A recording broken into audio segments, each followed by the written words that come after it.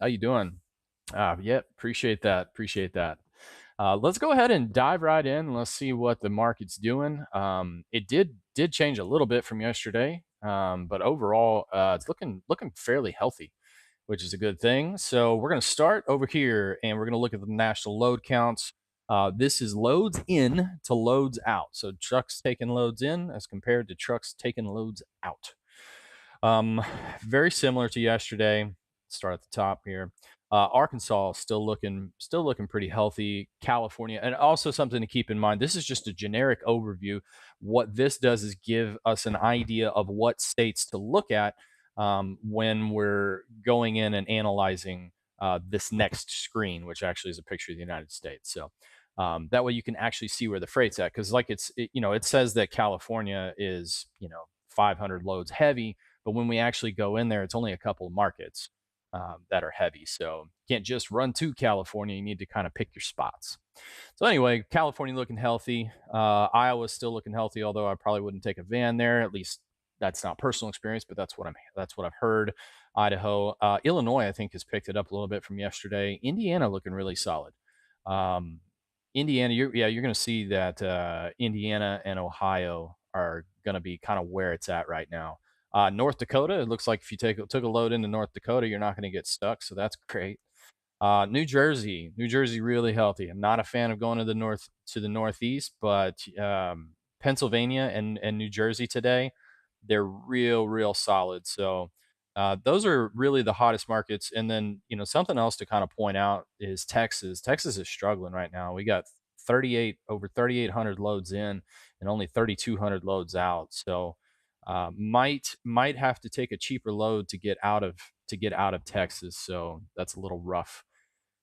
But anyway, let's hop in over here. So this is that map that I was talking about, and this is for today. So what I'd like to do, just kind of start out. I've got this zoomed in on the market. I don't like to go all the way down to the three-digit zip. I feel like that's a little bit overkill. But let's take a look at Cali over here. This is just the best example. You want to either go to Southern Cali or even San Francisco, which I find interesting. I mean, you're not really going to find a whole lot of freight in here anyway. You got a bunch of mountains over here, but if you head to Sacramento, you might want to be checking out the San Francisco area or the San Jose area. But yeah, so let's compare this to yesterday. It looks pretty similar. Um, Prior business day, I forget actually exactly where it was. Kind of that Nevada area just looked a little bit better than yesterday, although it's not showing on this map. But as you can see, it shows Dallas and Houston, but I think that's just because those are such large markets. But really, I guess the point of interest is this Indiana, Ohio area, and then Pennsylvania is doing really well, and New Jersey, and even down into Maryland. So it looks like if you're headed to Philly, you're in great shape. If you don't have a load booked, um, honestly, I'd probably shoot. We were headed up yesterday. If I was driving, we were headed out of Houston, probably headed up to this Ohio area. I'd probably just stay there. I'd probably just bounce back and forth. Especially with rates kind of dipping. When rates dip, the longer hauls usually pay less. It's not always the case, but usually pay less. So one of the things that you can do to mitigate that is you can run those long hauls, but you got to speed up the truck. So this really going to depend on what fuel prices are doing. Fuel prices aren't terrible right now. They're not great, but they're certainly not the worst that we've seen either. So, I don't feel like, speeding up to make more miles every day, but putting more wear and tear in the truck, getting worse fuel mileage is actually worth the trade-off that you're going to get, to actually make more revenue. I think the goal right now would be rate per mile, so that's always going to be short hops.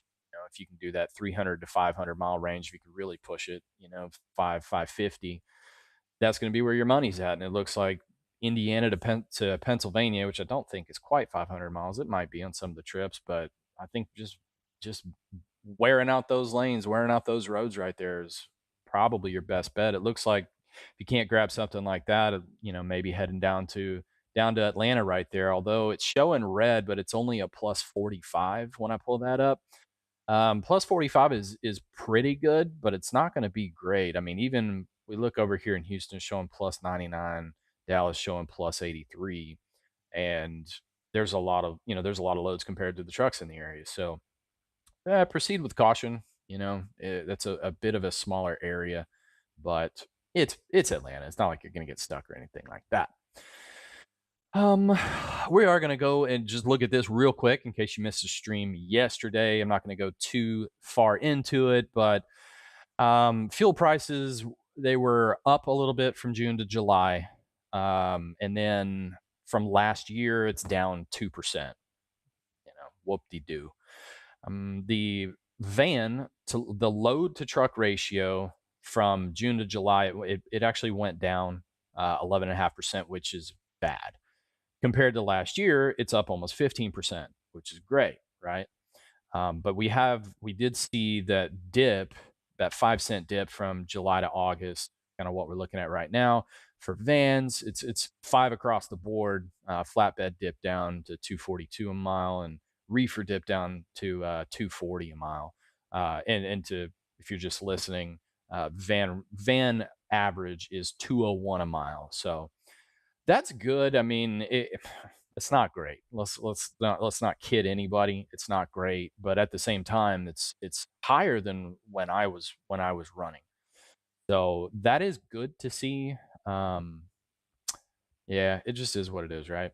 Average fuel price across the board, across the United States, is $3.69 per gallon. Weekly percent change down about a 0.5%. So pretty nominal, not much to speak about. Going straight in, we did have a comment yesterday. I forget who it was, but they were a company driver and they were asking what. This is not what I looked up, but that's okay. They were. I don't even know how that happened.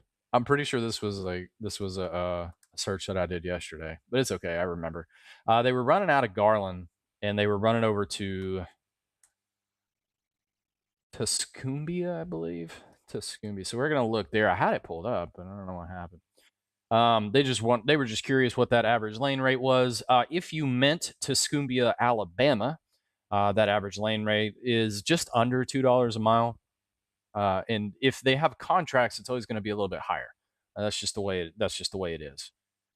Spot market freight's always going to be a little bit lower. But if you meant Tuscumbia, Missouri, it's a little bit cheaper. It is, I think it was $1.80. Yep, $1.87. Not much. I mean, pretty much the same thing. So about $1.87 a mile. So that's that from yesterday. Thanks for the comment. I do appreciate it. That being said, if you're curious about a specific lane rate, I'm happy to look it up for you. But you got to tune in the next day in order for me to answer. I'll be happy to put that out there for you. Um, let's go back to the comments real quick. No fan. That's great. Red equals more loads available. Yes, it does, Ray. Yes, it does. Very simple to read. But one of the things that I recommend on that, on this page, you can zoom out to state, right? But because their states are so large, like the entirety of the entirety of California, let's use Texas as an example this time. The entirety of Texas is red. So you would think, looking at this map, oh, I can go anywhere in Texas. I mean, most people are not going to run out to El Paso unless they have another load booked. So you really want to move it down to the market and see where the actual freight's at. And most people are going to know it's going to be either Dallas or Houston. So, but the whole point is to just zoom in, like Indiana. Even though Chicago is a freight hub, and sure, there's going to be freight over there, you want a better load to truck ratio because that gives you more negotiating power. And if you have an idea of how many other drivers that you're fighting for, that load, well, you know who has the power. If you do run to Chicago right now, you may not want to, negotiate so hard and make sure that you get a load out of there, because the most important load is the next load, and if the wheels ain't turning, you ain't earning, right?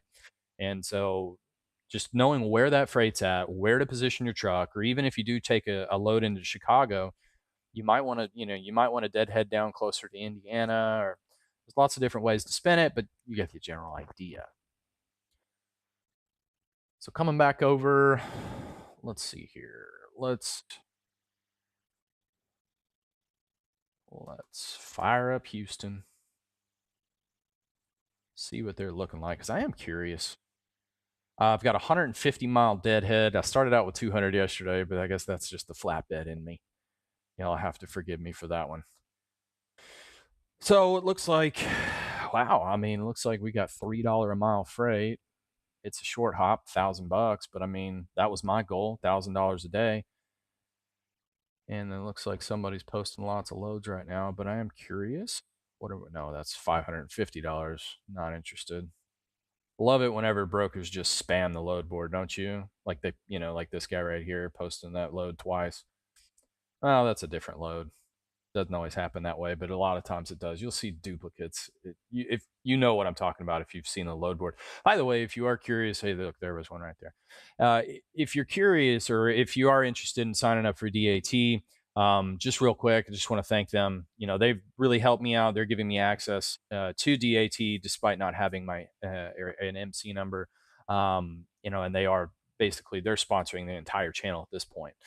So if you're curious, you're thinking about signing up, or or you're going to, there is a link down in the description box down below. It'll give you 10% off for the first 12 months. So you can check that out. Also, something else to help truck drivers out would be Trucker Calculator. You can see it in the top left of the screen. It says download Trucker Calculator.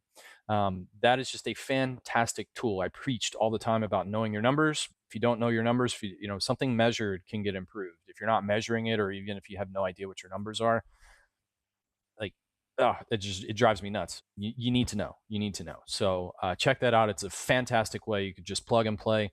It's free for single truck owner operators, and I highly recommend checking it out. It's fantastic. So that being said, anyway, Texas looks like, or the Houston area, 150-mile deadhead, over 2,700 loads. That rate per mile. You got to scroll down when you're looking at it this way. We're just going to refresh the search real quick. I just wanted to look at something real quick. Brokers are just spamming away right now, but I mean, you can get almost $3 a mile, and that's interesting. Obviously, it's those short hops, which is what I was talking about. But even right here, El Campo to Orlando. Well, that's why, because it's headed down to Orlando. Nothing against Florida, love Florida, but don't love driving into Florida, especially with a van. Unless you've got a way to get out, I do not recommend going that way. Um, yeah, so you can get some decent rates, but here's Houston to Garland. I'm not going to spend one day on $600 a mile. And let's be honest, how many of us? You know, actually run two loads in a day? Can it happen? Sure. Does it happen often? No. Dickinson, that's where I grew up, right there. Dickinson to Kenner. I want to see this one here. It's a team. So $3,300 if you're a team truck, and it's only 18,000 pounds. That's really solid running over to Maryland. Anyway, we've worn out Houston. Let's go check out. Let's see here. Where do y'all want to go? Where are y'all at? Where are y'all at this morning? That would help me out a lot. I want to check out Indianapolis. I didn't do that yesterday. Indianapolis is probably one of the best spots right now to go. Let's check out, see what they've got going on. I mean, here's a $2,000 load. That's pretty solid right here. Round trip back to Mason, Ohio. That's why. So I wonder if the miles are calculated. No. Mason down to where to go? Mason over to Piedmont, South Carolina. Pretty sure, if I remember right, 454 miles. That would be a one-way trip. So on the surface, it looks good, but it's really not. You could run down to Pensacola. Now, Pensacola might be a consideration here out of Louisville, but I mean, over $4 a mile. Oh, okay. It's got you stopping in Morristown, then Dalton, then Columbus. I mean, not a bad load. Not a bad load. What else we got? 363 a mile up to PA. Now this one's got my interest peaked right here. But what's this one doing here? No comments. So it's showing $1,445, 363 a mile, running over to Pittsburgh. Now, Pittsburgh, when we if think back to the map, the western side of Pennsylvania was just it was just okay. The hot markets over up in Pennsylvania was over on the west side. Now, because Pittsburgh is so close to Ohio, I'd probably still run this load. And what I would do is run this load, expand my search out to that 200-mile deadhead, just to make sure that I'm looking at all the freight that's available to me. That way I can make the most, out of this trip. And because I didn't go all the way over to eastern Pennsylvania, would likely probably look for a load from Pennsylvania down to Atlanta. So let's look at this. We're gonna look this up real quick. We're gonna go from Pittsburgh. Did I spell it wrong? Why is Pittsburgh, Pennsylvania not the first one to show up? That's odd. So let's expand this deadhead out a little bit, and then let's go down to Hot Atlanta, and let's see what we get. Now, obviously, this is loads for today. This wouldn't be loads for tomorrow, but let's see. And the first one out the gate is usually not the best one, but let's have a look at it anyway. You can make $1,400 going down 463 miles. Doesn't look like anything special. One pick, two drops. So, I mean, kind of depends on where those drops are. If they're both in Williamston, that'd be a solid load. I wouldn't be mad at that one. I wouldn't be mad at that one. Anyway, I run the Bay Area and back to LA, and I stay busy. Yeah, absolutely. Yeah, it's one of those things like, California. I noticed that whenever I went out to the West Coast, I just if I stayed out there, I could make great money, you know. But I typically I didn't like unloading and reloading a lot, especially if I was tarping. So I generally ran from L.A. Well, really, I ran from Houston up to either oftentimes delivering down in Oregon, and then I would bounce up to Washington, and I'd usually catch a load, and it would either come straight back or I'd hop down to somewhere in California, typically L.A. But I don't know. I loved running the West Coast despite the fuel rates. I always did great. Big old green Peterbilt. Everybody wants a Peterbilt. Well, not everybody, but a lot of people. Sitting in Lubbock. Company load board shows nothing nearby. Oh Lord. Sorry to hear that. Oh, thanks, Ryan. Appreciate it. Let's check out Lubbock real quick. Oh, by the way, there was plenty of freight from that Pittsburgh to Atlanta lane. That lane rate's paying $1,400, so not bad. Let's go check out Lubbock. Let's see what's going on over there. But we're gonna move that deadhead down. Probably need to move it back out, but you always want to start. Oh, okay, no, it popped up. You always want to start with kind of a shorter deadhead. You want to just keep it standard, and then if you have to spread out, well, that's what you do. Looks like I mean immediately a load from Amarillo over to Freeport popped up. 38,000 pounds, $1,700 on 667 miles. Commodity, it's a drop trailer. Drop trailer delivery, anticipating 1 week until emptied. What? What? And that's all they're paying? $1,700? I tell them take that load and shove it.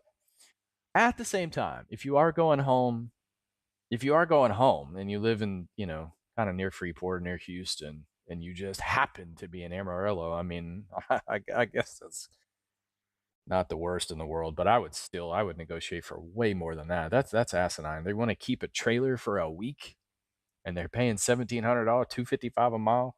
Yeah, get wrecked. If you want to run up to Canada, you can make decent money, but it's $226 a mile, $4,000. I have no idea what lanes typically pay for that. Let's see. The spot rate is usually 3,400, so that's pretty solid. They must be desperate for that. You could probably get more money out of that, right? Hereford, Texas to Lewisberry, Pennsylvania. There's another load. 1,600 miles. I mean, 221 a mile. It's 43,000 pounds. And it's above market rate. Spot rate's 32.46. They've got it posted for 35.55, 35.35. So I mean, there's some loads over there. I'm showing 72 results, and I mean, I didn't even zoom in or anything like that. So yeah. All right, Ray, take it easy if you're still here. Lubbock Reefer, you can hop up to Amarillo or over to Clovis, New Mexico. Open deck is dead. Yeah, I I did. I did all right over there. Coming out of there a couple of times, but I mean, it's not an area that I would be happy about delivering to. Um, but at the same time, I wasn't running spot freight.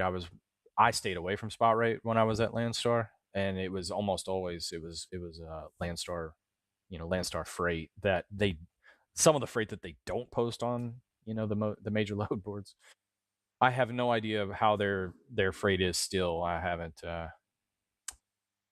been there in over 2 years. So let's what did we look up? We looked up at did we look up Atlanta? Yeah, we looked up Atlanta. We looked up Indianapolis. Let's go over let's go over to Los Angeles. Look over here real quick, just to give it. I'm gonna wrap this up.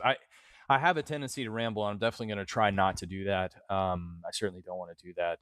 And the goal is to get these down to about 10 to 12 minutes a day after the intro, right? I'm sure I'm well over that already, but it's all good. So tons of freight over there.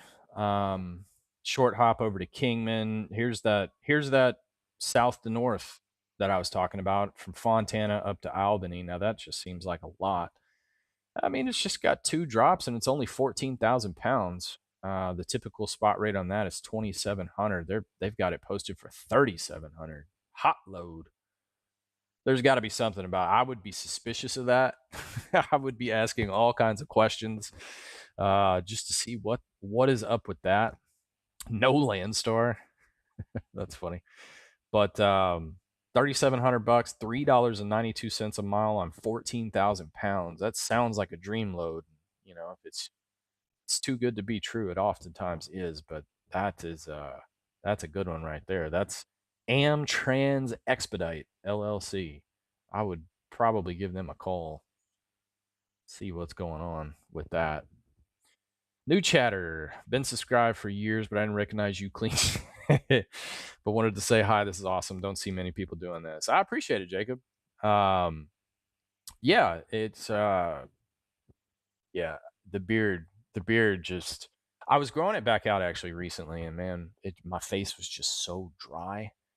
I got rid of it not too terribly long ago, actually. It wasn't nearly as long as what I had on the road, but yeah, this is clean shaven me. I mean, this is semi clean shaven me. Y'all, this high quality camera, y'all can see lots. Question: is spot rate just like there's a big heart in my way? Is spot rate just like a one-time load? Um, so the spot rate, yes, it would be like for people that are running off of the DAT load board, where you're not running contract freight. That means that the company that you're running for is not in contract with them to move X amount of loads per month. Um, or have available X amount of loads per month. So you come to the spot market. There's multiple different load boards out there. For van, really, like the number one is DAT. I mean, that's just where the majority of freight is posted. So that's what most people use. But yeah, it's exactly what it is. It's a one time. It's kind of like it's what the average lane rate is paying. So when we look at, let's see here, let's find a decent load. Let's find one that's running out of there. Like here's another Chino, California to Albany. I mean, 2676. This little spot rate right here. This is one of the things that makes DAT great, my opinion, is that they give you negotiating power right off the rip. So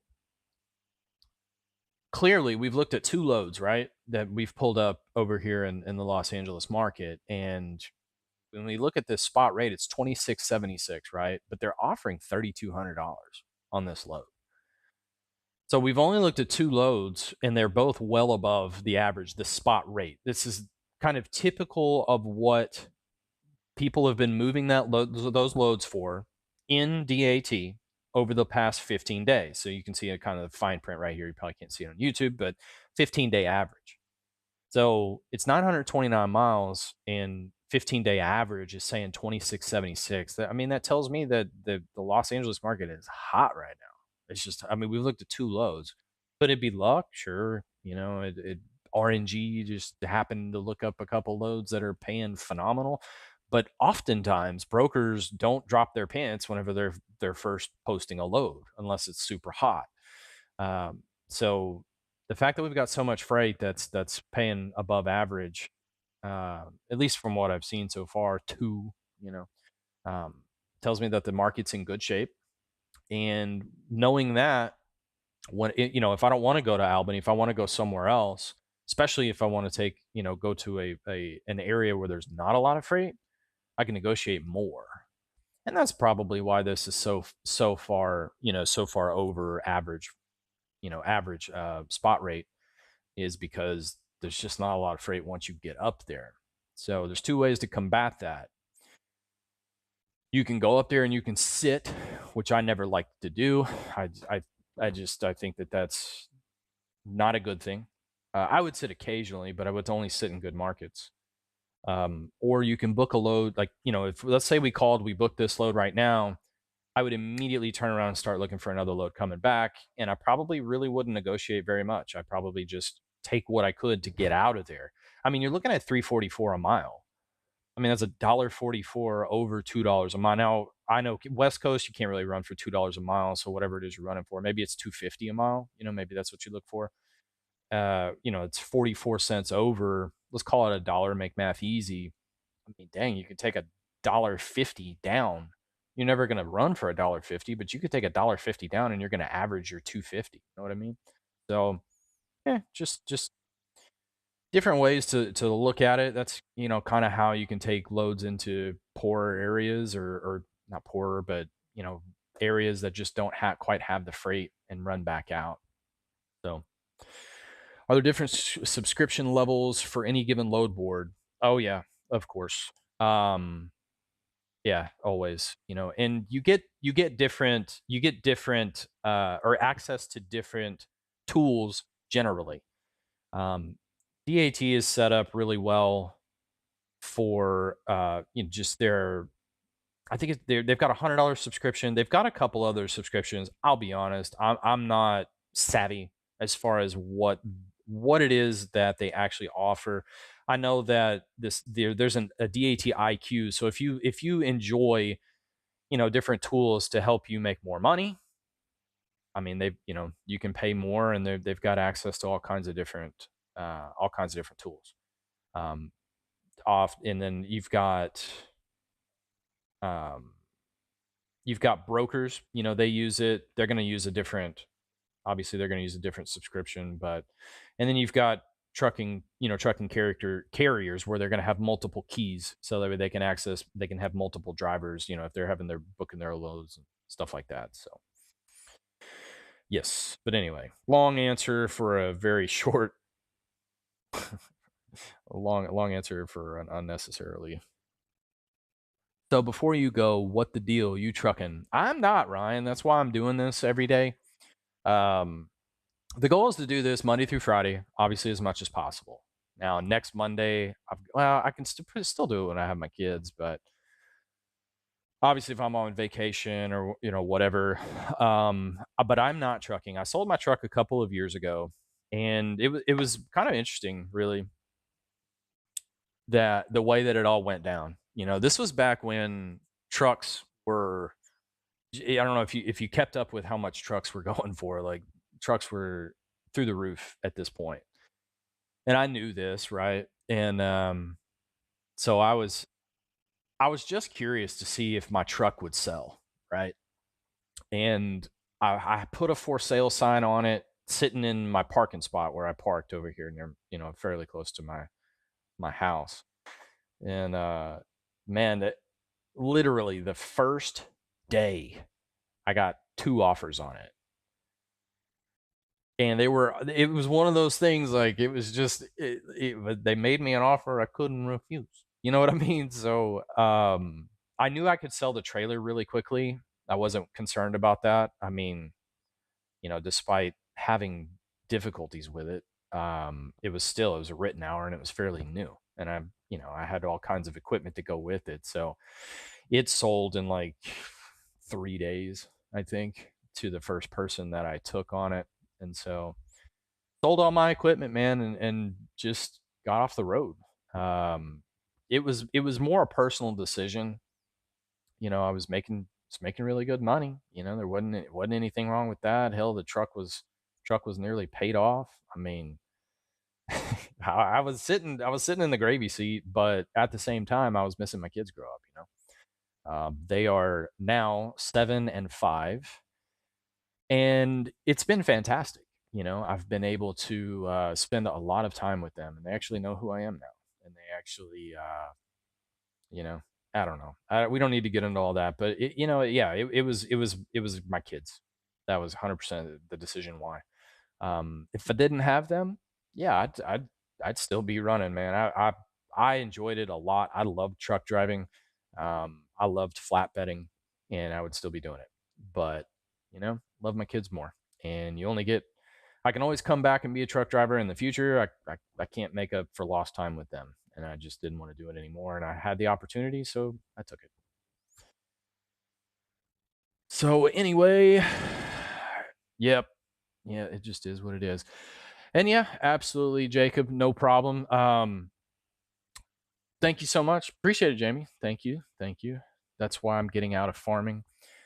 Yeah, man. Oh, I don't pretend to know how difficult you know, the farming industry is. I've known a couple farmers in my life, and I know that it is a lot of work. And I mean, we all hear, even people that aren't, in those circles, hear how much work farming is. I can't even imagine. So we will miss your trucking videos. No plan to drive again then.